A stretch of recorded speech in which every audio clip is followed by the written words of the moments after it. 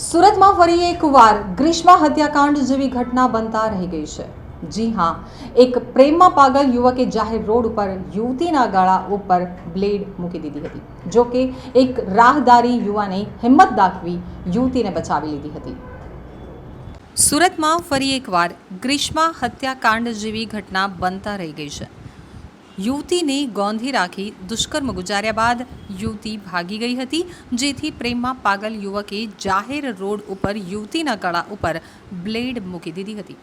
જો કે એક રાહદારી યુવાને હિંમત કરતા તેના હાથમાંથી બ્લેડ નીચે પાડી દીધી હતી અને યુવતીને છોડાવી લીધી હતી। પરંતુ આ ઘટના દરમિયાન ઝપાઝપી થતાં રાહદારી યુવાનના હાથમાં બ્લેડ વાગી ગઈ હતી અને 15 જેટલા ટાંકા આવ્યા હતા। આ ઘટના બાદ પીડિતાએ પોલીસ મથકમાં ફરિયાદ નોંધાવતા પોલીસે તાત્કાલિક એક તરફી પ્રેમમાં પાગલ યુવાનની ધરપકડ કરી કાયદેસરની કાર્યવાહી હાથ ધરી છે। આ સાથે જ યુવતીનો જીવ બચાવનાર રાહદારી યુવાનનું ઉચ્ચ પોલીસ કર્મચારીએ સન્માન કરી તેમની હિંમતને બિરદાવી હતી। આ અંગે ડીસીપી પિનાકિન પરમારે માહિતી આપતા જણાવ્યું હતું કે તારીખ 9 ઓગસ્ટ 2024ના રોજ ઝોન 3 વિસ્તારના મહિધરપુરા પોલીસ સ્ટેશન વિસ્તારમાં વસ્તા દેવડી રોડ શાંતિનિકેતન સોસાયટીની સામે સવારે 8:30 વાગે એક બનાવ બન્યો હતો, જેમાં એક યુવતી તેની ફ્રેન્ડ સાથે જ્યારે રસ્તેથી ચાલીને જઈ રહી હતી તે દરમિયાન દિપુન જૈના નામનો શખ્સ આવીને લેડીઝનો હાથ ખેંચી અને લઈ ગયો હતો। આ દરમિયાન આજુબાજુના રહીશો અને રસ્તે જતા વ્યક્તિઓએ જ્યારે આ યુવકને સવાલો પૂછવાના પ્રયત્ન કર્યા ત્યારે યુવકે ખિસ્સામાંથી એક બ્લેડ નીકાળી અને જે યુવતી હતી તેના ગળા ઉપર મૂકી અને ધમકી આપી હતી, કોઈ પણ વચ્ચે આવશે તો હું આને મારી દઈશ। યુવતીના ગળે બ્લેડ મૂકી દીધું હોવાનું જોતા જ શાંતિનિકેતન સોસાયટીની આસપાસ રહેતા ચિંતન પટેલ નામના એક યુવકે હિંમત બતાવી અને વ્યક્તિનો હાથ પકડી અને એને ધક્કો મારતા યુવતીને છોડી દીધી હતી, જેથી યુવતી ભાગી ગઈ હતી। પરંતુ દિપુન સાથે ઝપાઝપી કરતા તેના હાથમાં રહેલી બ્લેડ ચિંતન પટેલના હાથ ઉપર વાગતા તેમના હાથ ઉપર 15 જેટલા ટાંકા આવ્યા હતા।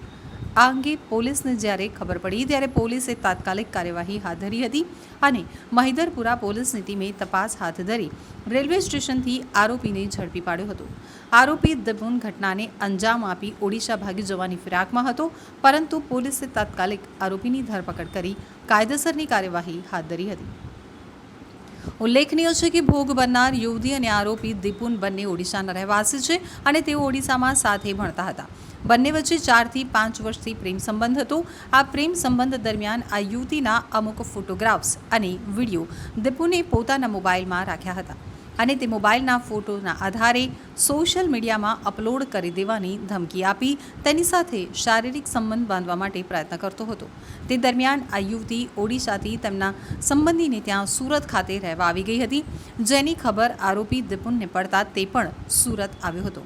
અહીં આવી અને યુવતીનો સંપર્ક કરી ફરીથી એ જ રીતે તેને ધમકીઓ આપી અને બ્લેકમેલ કરતો હતો।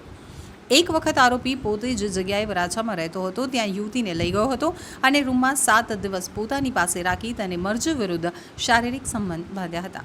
બાદમાં યુવતી પ્રયુક્તિથી ત્યાંથી ભાગી ગઈ હતી અને તેના બીજા સંબંધીને ત્યાં રહેવા ચાલી ગઈ હતી, પરંતુ જ્યારે આરોપીને ખબર પડી કે યુવતી કોઈ જગ્યાએ નોકરી કરે છે અને સવારે આ રસ્તેથી પસાર થાય છે તો આરોપીએ યુવતીનો પીછો કરતાં કરતાં તેની પાછળ આવ્યો અને તેનો હાથ ખેંચી અને પોતાના તરફ લઈ જવા દબાણ કરતો હતો, પરંતુ આસપાસના લોકો ભેગા થઈ જતાં તેને યુવતીના ગળા ઉપર બ્લેડ મૂકી દઈ મારી નાખવાની ધમકી આપી હતી। જોકે ચિંતન પટેલ નામના રાહદારીએ હિંમત કરતા યુવતીનો જીવ બચી ગયો હતો। આ ઘટના બાદ પોલીસે આરોપીની ધરપકડ કરી કાયદેસરની કાર્યવાહી હાથ ધરી છે। તો યુવતીનો જીવ બચાવનાર રાહદારી ચિંતન પટેલની હિંમતને બિરદાવી તેનું સન્માન કર્યું હતું। તારીખ 9 ઓગસ્ટ 2024ના રોજ ઝોન 3 વિસ્તારના મહિધરપુરા પોલીસ સ્ટેશન વિસ્તારનો જે વસ્તા દેવડી રોડ શાંતિનિકેતન સોસાયટીની સામે સવારે 8:30 એક બનાવ બનવા પામેલ હતો, જેમાં વિક્ટીમ લેડી એની ફ્રેન્ડ સાથે જ્યારે રસ્તેથી ચાલીને જતી હતી એ દરમિયાન એક દિપુન જૈના નામનો ઈસમ આવીને લેડીઝનો હાથ પકડીને એને ખેંચીને લઈ જતો હતો। આ દરમિયાન આજુબાજુના રહીશો અને રસ્તે જતા વ્યક્તિઓએ જ્યારે આ ભાઈને પૂછવાનો પ્રયત્ન કરતા એ ભાઈએ પોતાના ખિસ્સામાંથી એક બ્લેડ કાઢી અને જે વિક્ટીમ બેન છે એના ગળા ઉપર મૂકીને ધમકી આપી હતી કે કોઈ પણ વચ્ચે આવશે તો હું આને મારી દઈશ। પરંતુ ચિંતન પટેલ નામના એક રહીશ છે જે શાંતિ નિકેતન સોસાયટીની આસપાસ રહે છે, એમણે પોતે હિંમત બતાવી એ વ્યક્તિનો હાથ પકડી અને એને ધક્કો મારતા જે વિક્ટીમ બેન છે એને ચુંગલમાંથી છોડાવી લઈ હતી અને એ જે દીપુન જૈના સાથે ઝપાઝપી કરતા એની બ્લેડ ચિંતનભાઈના હાથ ઉપર વાગતા તેમના હાથ ઉપર કુછ 15 ટાંકા આવેલા છે. તો પોલીસને જ્યારે અમે જેવી ખબર પડી પોલીસ ઇમિડિયેટ રિએક્ટ કરી. આ દરમિયાન દીપુન જૈના એ જગ્યા પરથી ભાગી ગયેલ હતો, પરંતુ મૈધરપુરાની ડિસ્ટાફની ટીમે યુક્તિ પ્રયુક્તિથી આ વ્યક્તિ જે ઓરિસ્સા ભાગી જનાર હતો તેને રેલવે સ્ટેશનથી ઇમિડિયેટ દબોચી લીધેલો હતો. પોલીસ કસ્ટડી લીધા બાદ એની પોલીસ કસ્ટડી રિમાન્ડ મેળવેલા હતા અને હાલમાં એને જ્યુડિશિયલ કસ્ટડીમાં મોકલવામાં આવેલ છે. સર, શેના કારણે એને આ બંને જે વિક્ટીમ બેન અને જે આ દીપુન જૈના છે બંને ઓરિસ્સાના રહેવાસી છે અને તેઓ ઓરિસ્સામાં સાથે ભણતા હતા. ત્યારથી એ લોકોને 4 થી 5 વર્ષનો એ લોકોનો પ્રેમ સંબંધ હતો. આ પ્રેમ સંબંધ દરમિયાન આ વિક્ટીમ બેનના અમુક ફોટોગ્રાફ્સ અને વિડીયો આ દીપુન જૈનાએ પોતાના મોબાઈલમાં રાખેલા હતા અને એ મોબાઈલના ફોટાના આધારે એને અપલોડ કરી દેવાની, સોશિયલ મીડિયા પર અપલોડ કરવાની ધમકી આપી એની સાથે સંબંધ અવારનવાર બાંધવા માટે પ્રયત્ન કરતો હતો.